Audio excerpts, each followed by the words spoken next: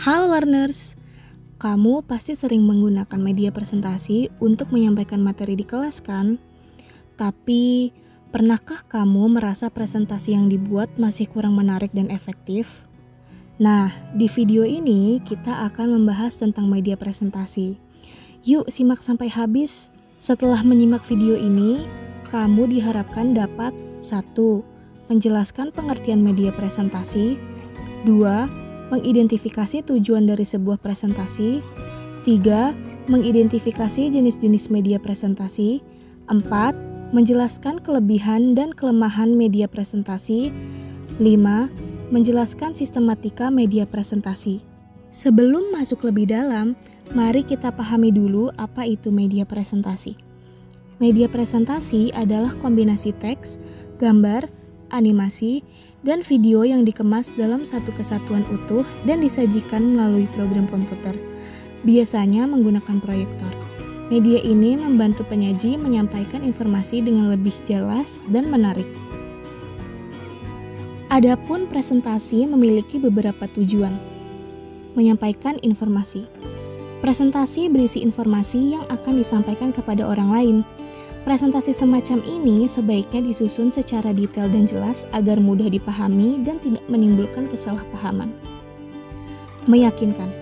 Presentasi harus memuat informasi, data, dan bukti-bukti yang disusun secara logis untuk meyakinkan audiens terhadap suatu topik tertentu. Kontradiksi dan ketidakjelasan dalam penyampaian dapat mengurangi tingkat keyakinan audiens terhadap isi presentasi. Membujuk. Presentasi dapat bertujuan untuk mendorong audiens melakukan suatu aksi atau tindakan. Dengan menyertakan data dan bukti yang logis, serta teknik persuasif, audiens akan lebih yakin dan tidak ragu dalam mengambil keputusan. Menginspirasi. Presentasi juga dapat dirancang untuk membangkitkan inspirasi dan motivasi audiens agar mereka mendapatkan wawasan baru atau dorongan untuk bertindak. Menghibur. Presentasi bertujuan untuk memberikan hiburan melalui penyampaian informasi yang menarik, interaktif, dan menyenangkan bagi audiens. Media presentasi memiliki berbagai jenis, yaitu berdasarkan cara penyampaian, cara persiapan, dan berdasarkan tujuan penyampaian. Berdasarkan cara penyampaian, presentasi dibagi menjadi 3. Oral. Presentasi yang dilakukan dengan cara berbicara secara langsung kepada audiens. Visual. Presentasi yang menggunakan tampilan seperti PowerPoint atau infografis. Tekstual. Presentasi yang menggunakan teks atau selebaran. Berdasarkan cara persiapan, presentasi dibagi menjadi 4. Presentasi impromptu. Jenis presentasi yang dilakukan secara spontan tanpa persiapan sebelumnya. Umumnya, pembicara ditunjuk secara mendadak untuk berbicara di hadapan audiens. Presentasi manuskrip. Pada jenis presentasi ini, maka pembicara menyampaikan materi dengan cara membaca naskah yang telah disiapkan. Presentasi ini biasanya digunakan untuk berpidato. Presentasi memoriter. Presentasi yang dilakukan dengan cara menghafal keseluruhan materi teks, sehingga terkesan lebih natural dibanding jenis manuskrip. Kelebihan dan kelemahan presentasi ini hampir sama dengan jenis manuskrip. Hanya, dalam jenis presentasi ini, pembicara ditantang untuk tidak mengalami blank. Presentasi ekstemporer. Jenis presentasi paling sempurna dibandingkan yang lainnya karena pada presentasi jenis ini, pembicara hanya menyiapkan materi secara garis besar untuk kemudian dijabarkan secara detail pada saat presentasi. Berdasarkan tujuan penyampaian, presentasi dibagi menjadi 4. Informatif. Bertujuan untuk menyampaikan informasi secara jelas, objektif, dan terperinci agar audiens memahami suatu topik dengan baik. Contohnya, laporan penelitian, seminar, atau pemaparan data. Demonstratif. Bertujuan untuk memperagakan atau menunjukkan cara kerja sesuatu agar audiens dapat memahami prosesnya dengan lebih mudah. Contohnya pelatihan penggunaan alat, tutorial, atau workshop. Persuasif. Bertujuan untuk membujuk atau meyakinkan audiens agar setuju dengan suatu ide atau melakukan tindakan tertentu.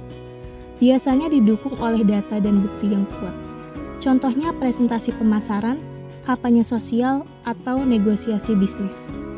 Inspiratif, bertujuan untuk memberikan motivasi dan membangkitkan semangat audiens agar terdorong untuk bertindak atau berpikir lebih positif. Contohnya seminar motivasi, pidato pemimpin, atau cerita sukses. Setelah mengetahui jenis-jenisnya, kita juga harus memahami kelebihan dan kelemahan media presentasi agar dapat menggunakannya secara efektif. Kelebihannya, media presentasi menggabungkan teks, gambar, animasi, audio, dan video untuk meningkatkan daya tarik dan ingatan jangka panjang. Dapat menjangkau banyak siswa dalam satu waktu melalui tampilan layar besar. Tempo dan metode penyajiannya dapat disesuaikan dengan kebutuhan pembelajaran.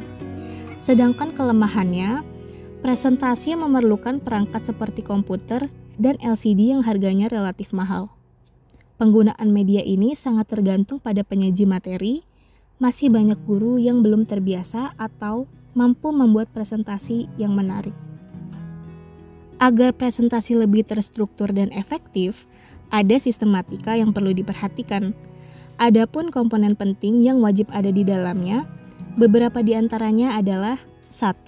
Slide pembuka berupa judul dan identitas. Slide pembuka atau cover slide merupakan halaman pertama presentasi yang berisi judul utama, nama penyaji, dan informasi dasar lainnya. Slide ini memberikan kesan pertama kepada audiens sehingga harus dirancang secara menarik namun tetap profesional. 2. Daftar isi. Daftar isi membantu audiens memahami struktur dan alur presentasi. Ini juga memudahkan navigasi jika ada sesi tanya jawab di akhir. 3. Pendahuluan. Berisi latar belakang, tujuan, serta gambaran umum materi yang akan disampaikan. 4. Konten utama. Ini merupakan inti dari presentasi. Biasanya terbagi menjadi beberapa subtopik. Setiap slide harus fokus pada satu poin utama dan didukung dengan data atau contoh yang relevan. 5. Kesimpulan. Merangkum poin-poin penting yang telah disampaikan. 6. Slide penutup. Biasanya berisi ucapan terima kasih, informasi kontak, atau ajakan untuk sesi tanya jawab. Slide ini memberikan penutup yang baik untuk presentasi. 7. Referensi. Jika kamu menggunakan data atau informasi dari sumber eksternal, penting untuk mencantumkan referensi. Ini menunjukkan kredibilitas dan etika akademik. Nah, itu tadi penjelasan mengenai media presentasi, mulai dari pengertian hingga sistematikanya. Dengan memahami konsep ini, kamu bisa menyusun presentasi yang lebih menarik dan efektif. Sampai sini pembahasan mengenai media presentasi. Semoga video ini bermanfaat, dan sampai jumpa di video berikutnya.